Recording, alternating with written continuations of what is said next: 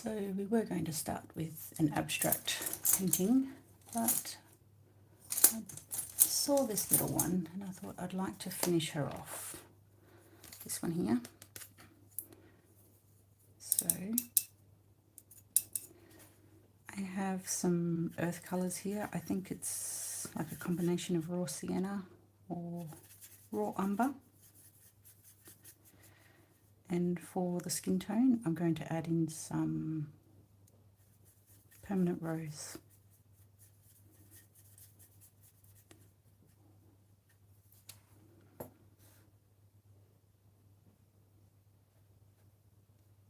These sketches are often done of an evening.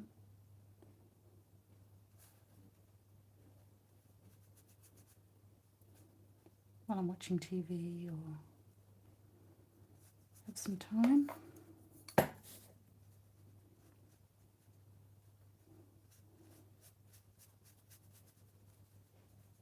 Just going over the pencil outline. It's just a sketch, it's just something that I like to do, so I'm not too worried about what shows through. I'm using a number 2 sable brush by Rosemary & Co. I've had this brush for years. It's not something I normally use. I just wanted a slightly bigger brush than the 0, and that was there. So I just picked that one up.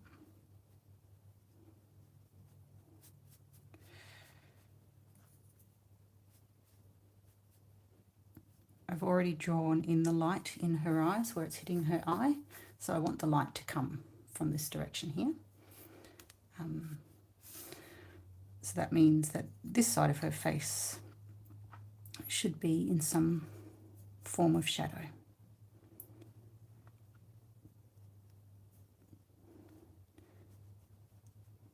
When it comes to like skin tones and things like that,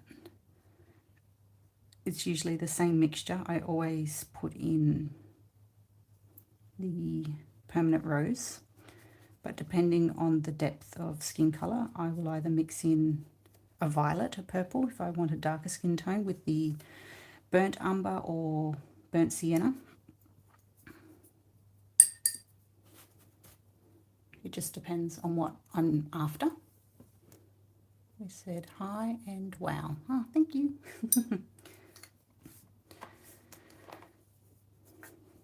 They are, so I've just mixed in a little bit more of the permanent rose into that mixture, and because I know that it's still wet, I'm just dropping it on the cheek area. Over the years I've tried to really experiment with my faces. These are the things that I love to do. So this one you can see I added a lot more purple, and I like that sketchy feel. This one I tried to blend a lot more, and I like that effect as well. So while I wait for that layer to dry, excuse me, I will go in with the background. Excuse me.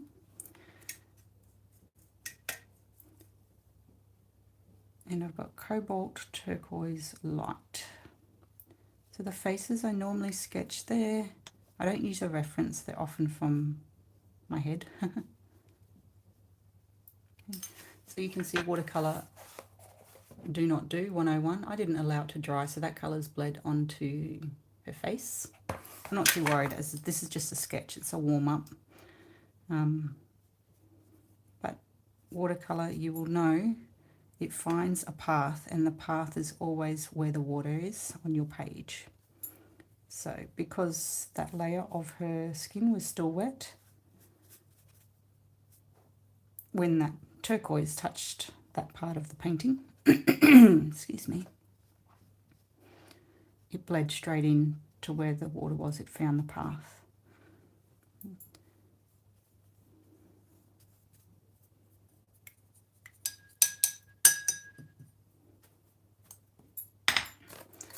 So there are ways that you can fix that. So I've just got my brush and I am just blending that into the face a little more. And depending on the look you're going for, this can either work in your favour or not. You know, that reflection of the light on her face from the background.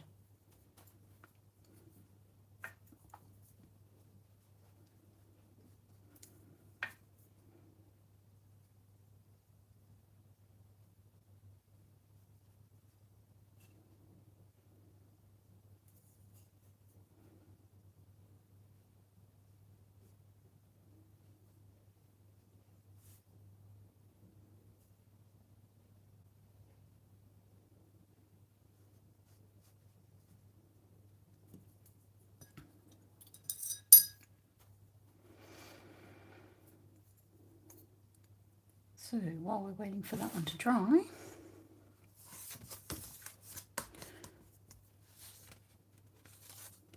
let's do a little, I might put something in there so that it doesn't.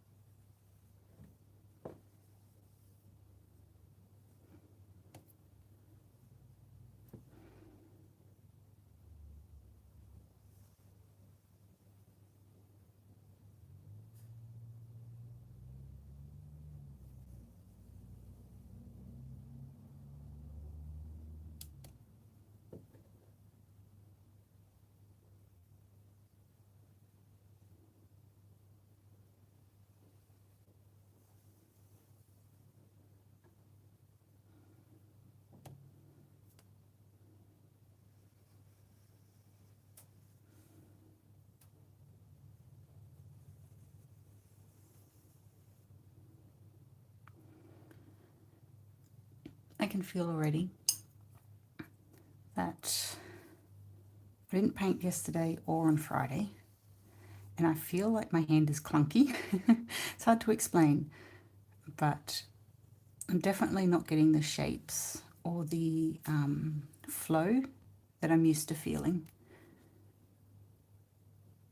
And I think that's an important thing to recognize, that a lot of your style depends on practice and how much time you spend doing a certain thing.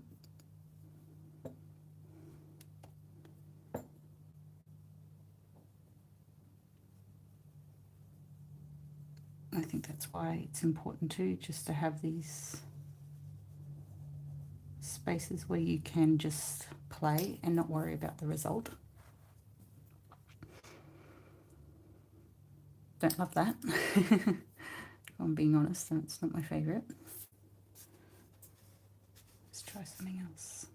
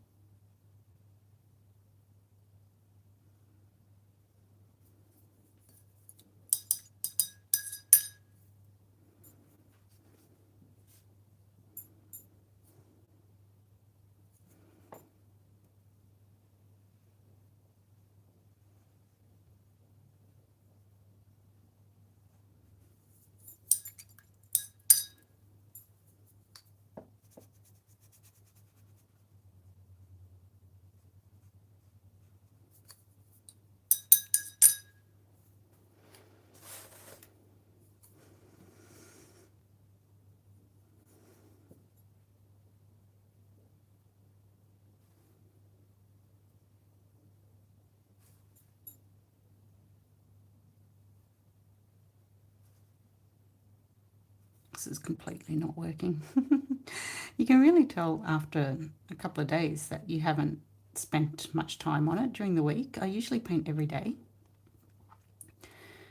And I'm not judging the weight of paint in my brush. I'm not judging the water properly. And yeah, it's just practice. It's just what you're used to. So I'm not sure about that one. We'll just leave that. That's not working. And the abstracts aren't working in like the way I feel as they're being laid on the page. I don't usually do this, or I haven't been doing this, but I might mix in a different colour just to see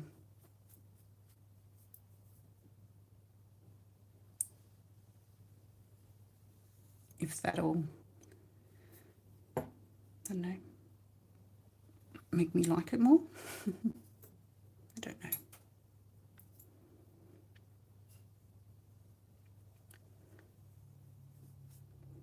So this blue works really well with the indigo. I chose this on purpose. The reason is because in the Winsor and Newton indigo mix, this pigment, this blue pigment, is part of that recipe.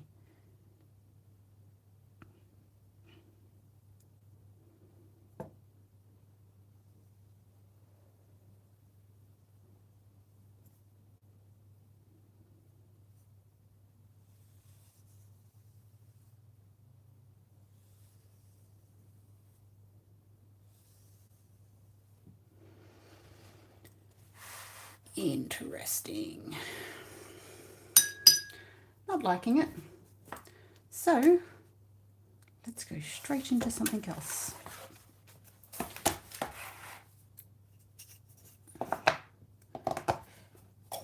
I haven't done a landscape in a little bit. I did quite a lot of painting without the camera on the other day because I was very, very experimental. It turned out all right. But I do quite a lot without the camera rolling as well. So this is just paper mounted on Tasmanian oak. I do this myself. And the paint, the tape I use, that's on my website as well. The blocks are on my website if you want to experiment with a similar format. I do it because I wanted this size. I don't know why I wanted this size, but it works for me. Works quite well.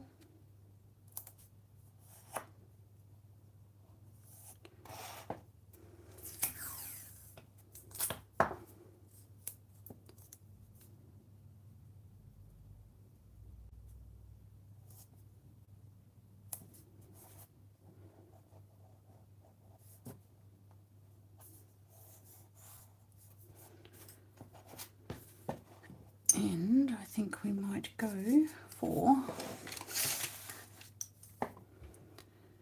something a little bit cheery today, a little bit tropical. So I'm mixing phthalo blue with Viridian. I think it's called Windsor Green Blue shade. So it's a green pigment, but it's just got this very bright luminescent quality, I guess we can say. The brush I'm using is fabulous. It's linked in the description below. I've actually ordered another one. Just so if in any case this one goes missing or gets waylaid somewhere, I always have a backup.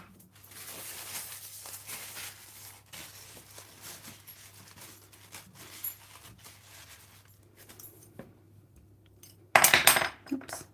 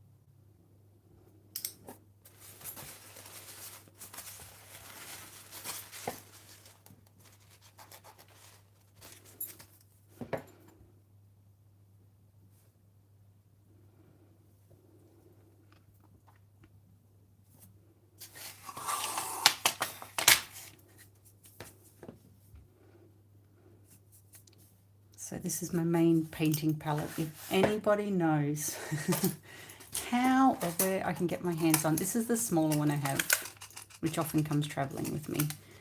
But Winsor and Newton also do, and I think it's about this size. It's I think they call it a Bugeaud box, number 7. I have been searching high and low for one of those ones with the 4 wells. If you know where to find it, let me know. I'd like to know. They're really hard to find. I don't think they make them anymore. I think that's part of the reason.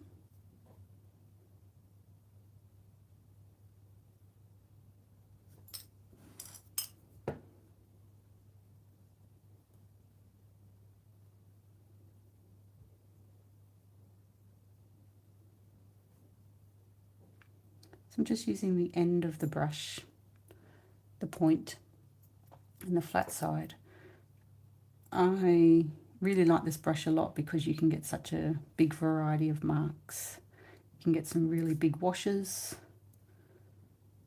or some very thin lines, which work really well with a lot of the work that I do.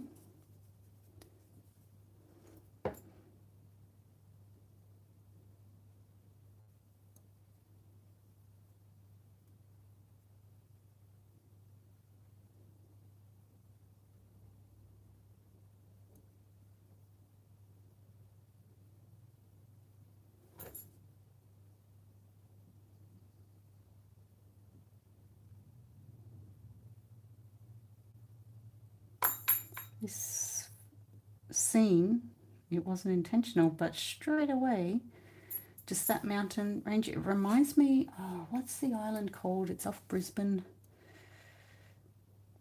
off the coast there. Is it Stratford? Stratford Island or Stratty? I can't remember.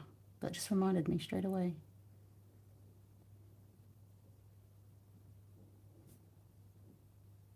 Stradbroke, that's what it's called. I think it's Stradbroke Island, maybe.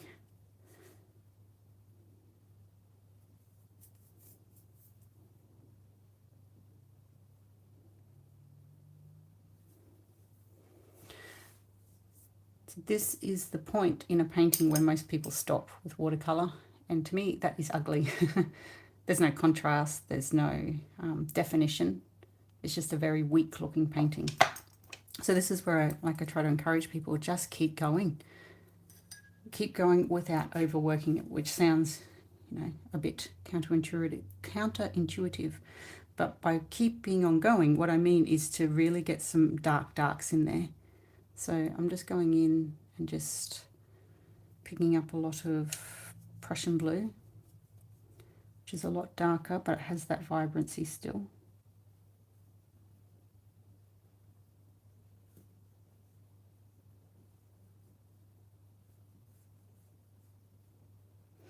Trying to leave white sections of the page while the painting, if I can.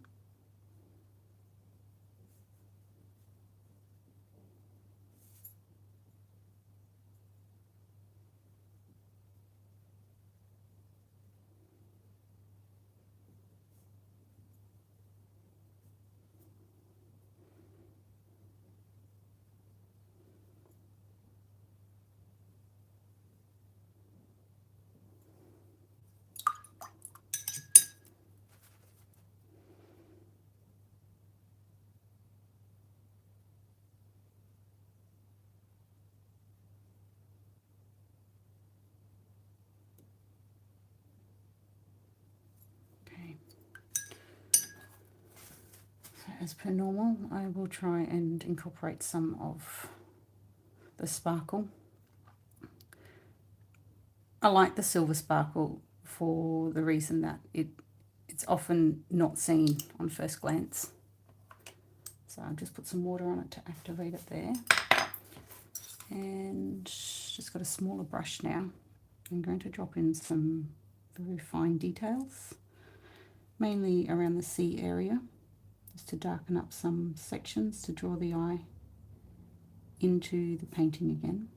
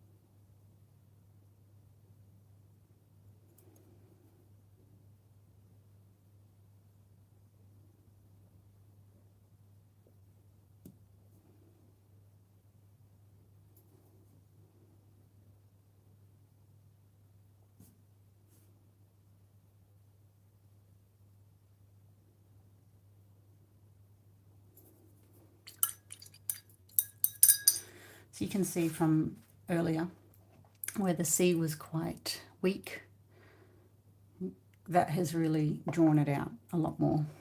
So now I'll go in with the silver. Hopefully some of that is activated.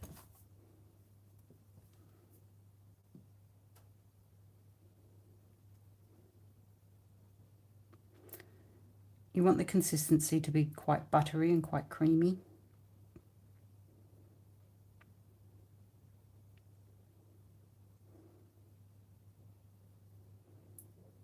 And what that does is it lets it be released onto the page without interfering with the colour that you've already laid down.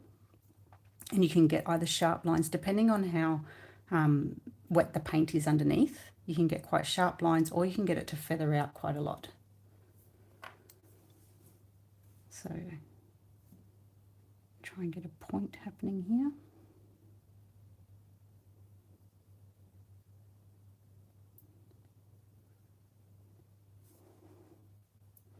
A lot of things about watercolour as well is learning to control your brush and what gets released onto the page.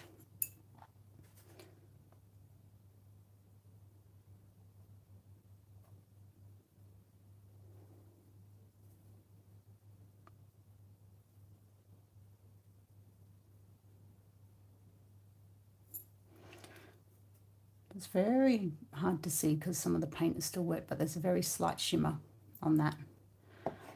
What I might do is I might put some of that shimmer onto the clouds. Again, when you look at this from front on, like facing you, you won't notice it.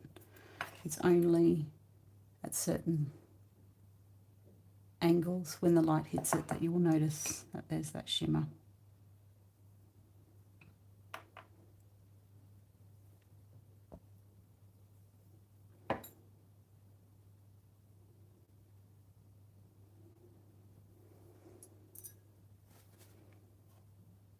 So it's a beautiful sunny Sunday morning here.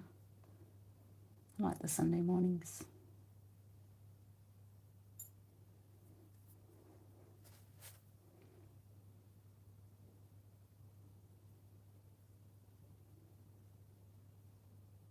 Sometimes I find it's important sometimes not to paint with much distraction, with much music.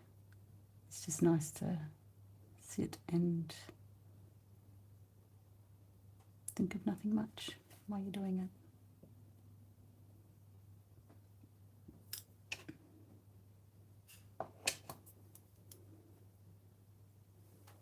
So we have a hi. Hi.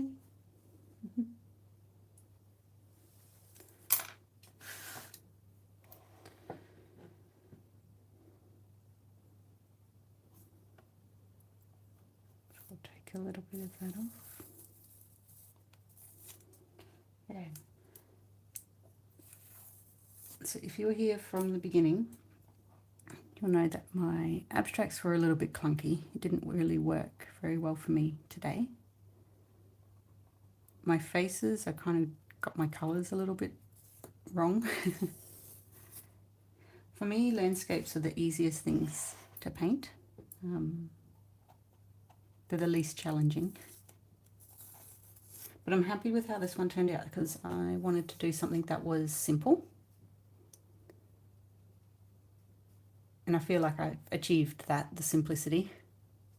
You've probably noticed in a lot of my work, I do like to use just monochrome kind of monochromatic themes. I quite like that. I like how that's turned out. It's probably not as bright as I was planning, but I'm okay with that. That is completely fine. So I'm just reusing the tape from the last block. Depending on how the tackiness of the tape lasts quite a while, especially at this size. Some of the bigger pieces that I've made, I won't reuse the tape. Having said that, I don't make many big pieces these days. They're pretty much all miniature. think no matter what tape you use, I think it's important to realise that the paper also contributes to how well your tape peels off. If it's 100% cotton paper, it is going to do or be a lot better than paper that is not 100% cotton. It does make a difference.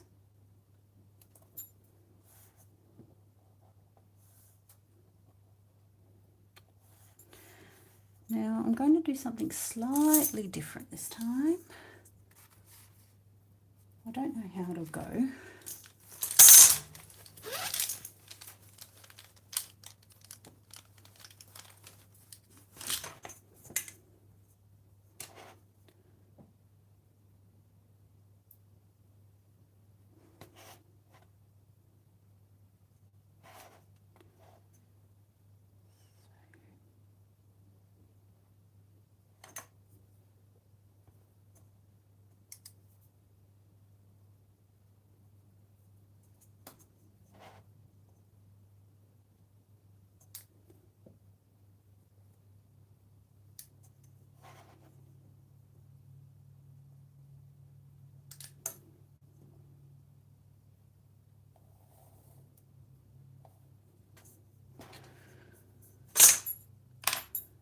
Okay, let's get some colour on here. I'm going to try and make this a borderless painting. I don't know how I'll go. I haven't done this before. Congratulations, you're coming on a journey with me. So I'm on purpose not touching the tape sides. I'm just using them as a guide. And then painting in the background. Just discovered a new miniature artist on my Instagram feed, and I love her work. It's not the colours that I normally go for, so I'm doing my interpretation of her. I can't remember what her name is. I have to look it up and I have to let you know. Anna, I think her name is, but I don't know what her Instagram name is.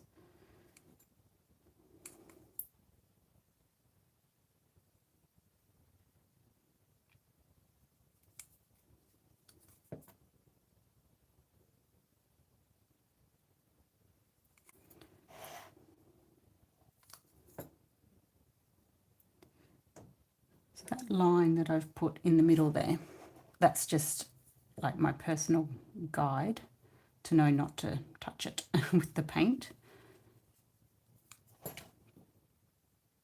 Just so we've got that separation and that kind of framing look to it. And I'm doing the same with the guidelines where the tape is, trying not to touch it. Which I think with cold press paper, which is what I'm working with, it's got that slight texture. It will have a bumpy finish.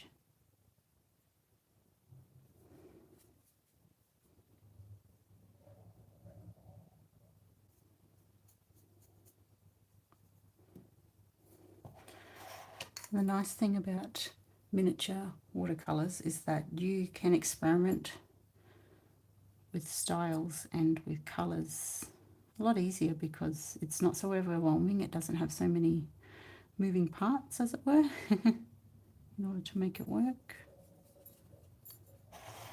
which is a good thing. I think it shortens the drying times as well, quite significantly.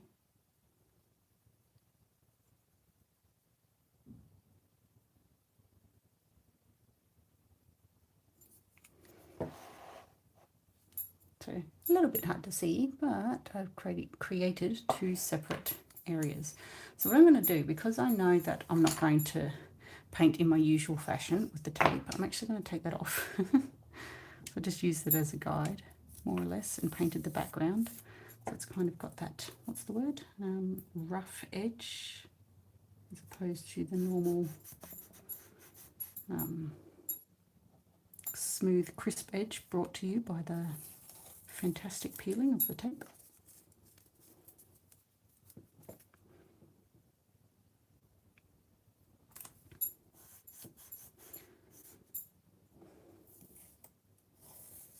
quite like that. I quite like how it's kind of got the same shape, but it's a little bit rough.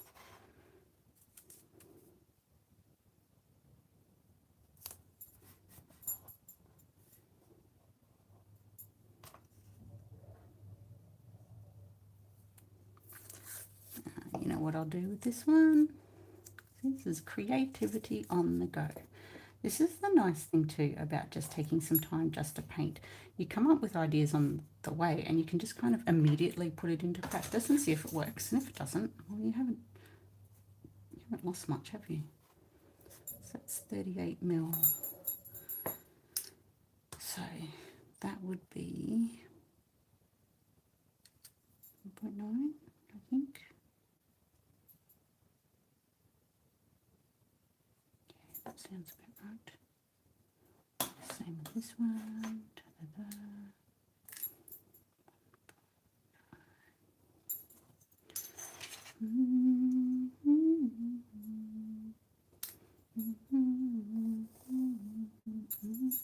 I'm going to do exactly the same, but it's going to be that landscape format, which I think might work quite well.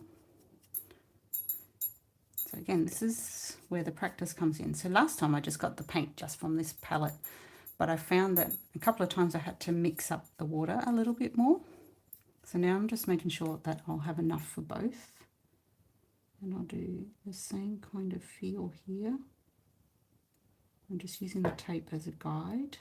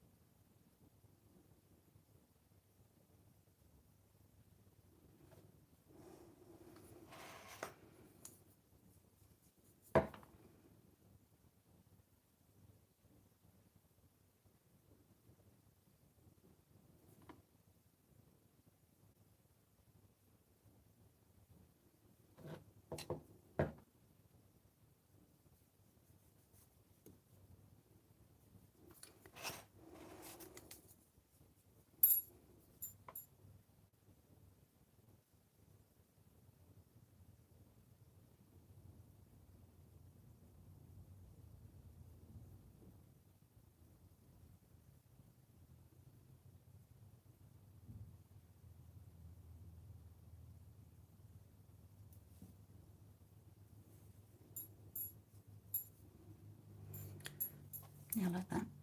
Two different styles. So this one I have to be, I feel, a lot more careful than I normally am, mainly for the reason that I don't have that tape guide to kind of buffer me if I go over the edge. So it's just staying within the lines. It's kind of like colouring in. Remember when we were so little? Used to do it all the time.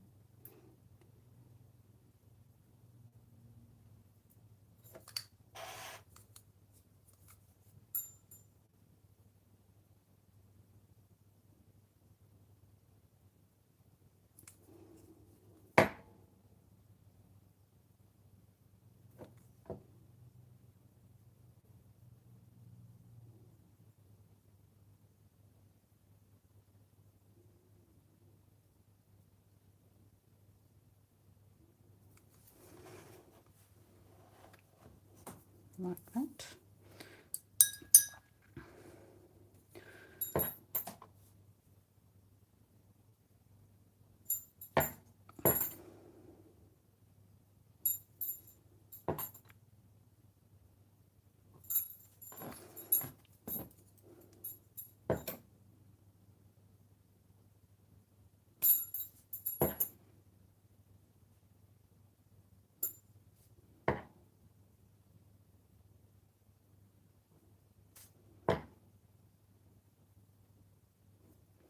So I'm using the technique of lifting the last layer off the page to create that horizon line. It's a bit more fiddly than normal, just because I've introduced those borders. But that's okay, that's completely fine. Definitely hard to see, but you can see up the top here. So when the paint kind of dries at a different rate to the rest of the painting, it can leave these kind of lines and effects. I mean, sometimes they can be incorporated into the painting, that's completely fine, but I don't want it there.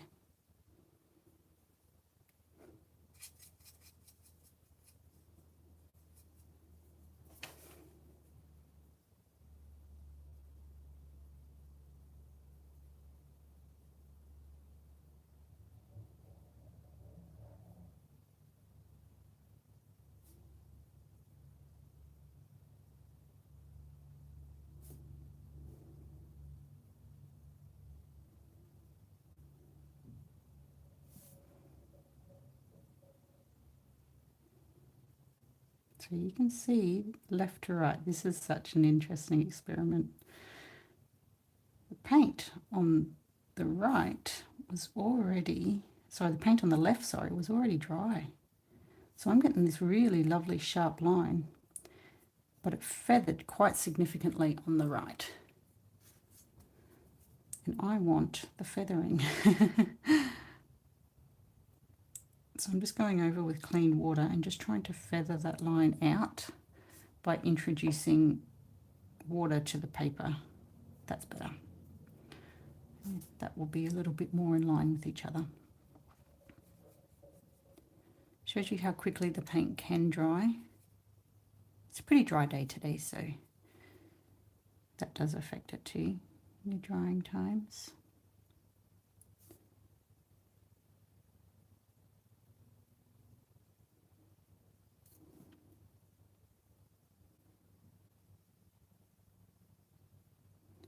For a very fine point on this brush, it's quite good.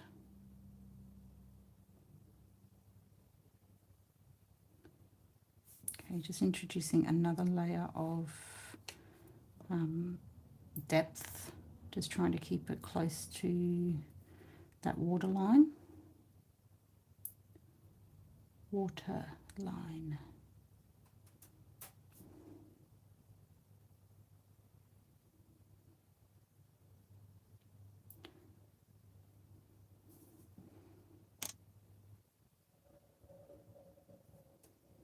Can you hear my washing machine going in the background? How's the serenity? That's quite cool. So with that fine tip, I'm going to introduce some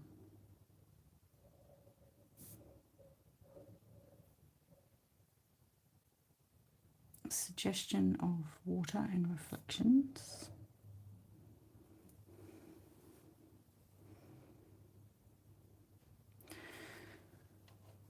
I'm really liking that minimalist look at the moment. That's quite lovely.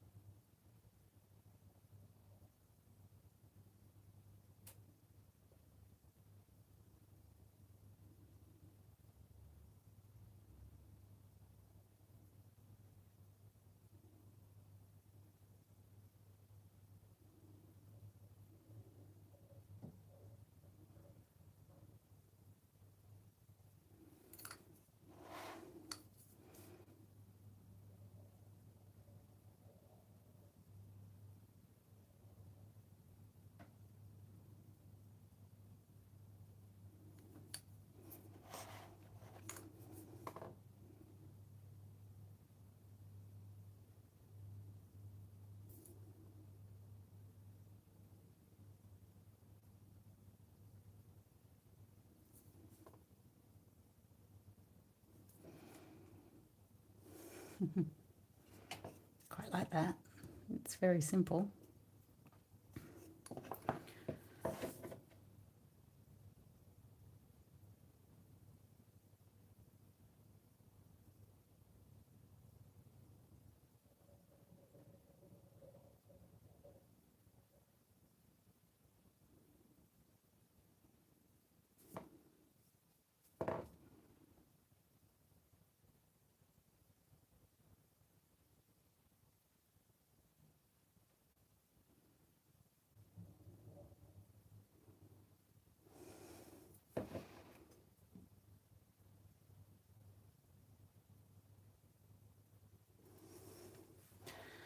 So again, as per my signature, it's becoming a signature.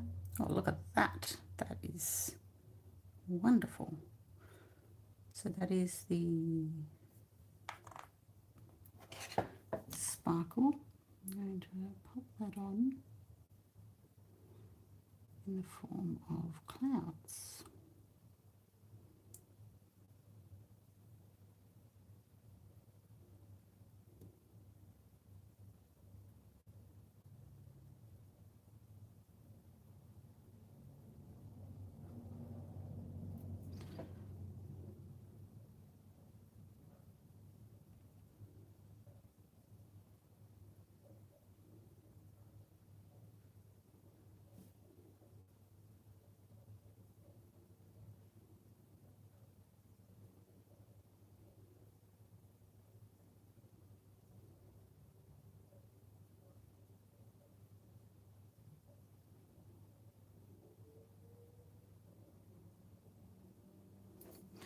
That's pretty cool. Look at that. I like that. That's quite fun. So I might blend out some of those clouds just slightly, ever so slightly, just so. I think clouds are kind of cool in that there's definite softness and hard edges. Like you'll see that some of them are quite defined, but then in other parts they are softened. So I want to achieve that kind of feel with these, even though you can't really see them from straight on, like not really in much detail. It's only when it's put onto the side a little bit that you can really see. That's kind of cool. Look at that. That's pretty amazing. I like that.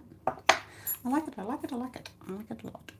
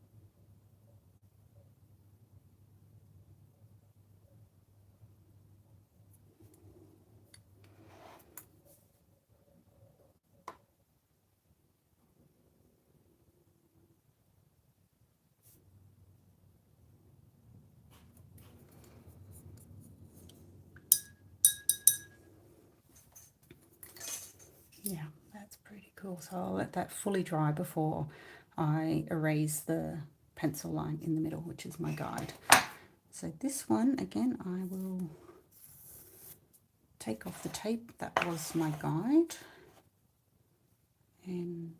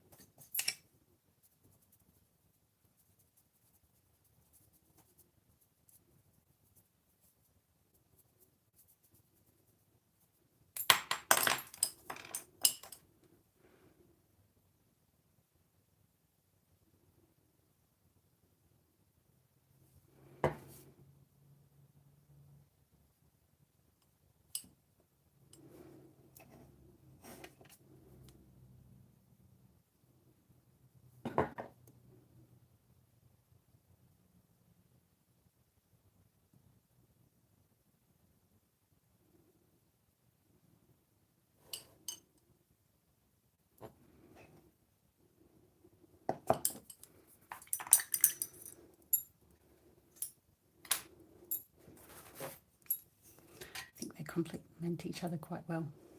That little split in the middle. I think it's effective on both compositions. What I might do with this one is I think that the clouds are a little bit too pronounced when the angle is on them. Definitely not when you're looking at it straight up, but I might soften those out with this little guy, the Eradicator brush.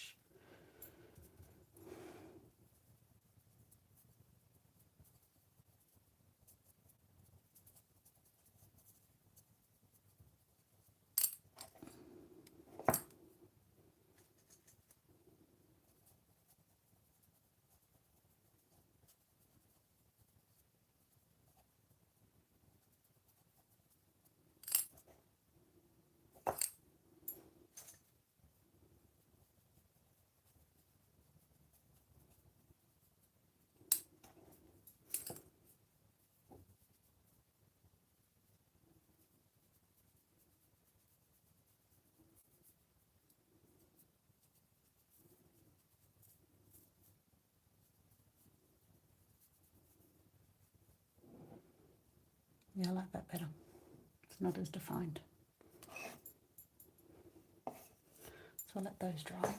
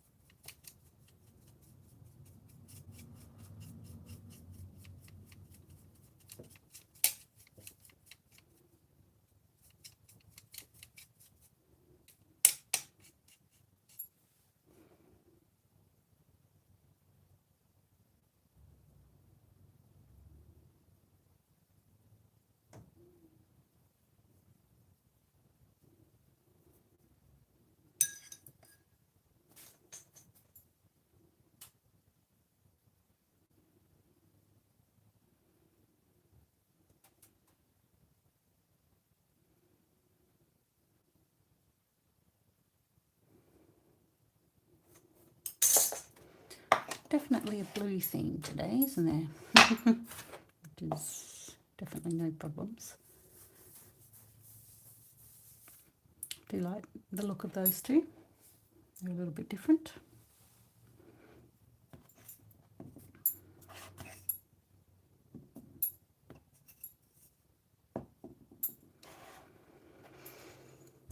Okay, I think I'm done for today.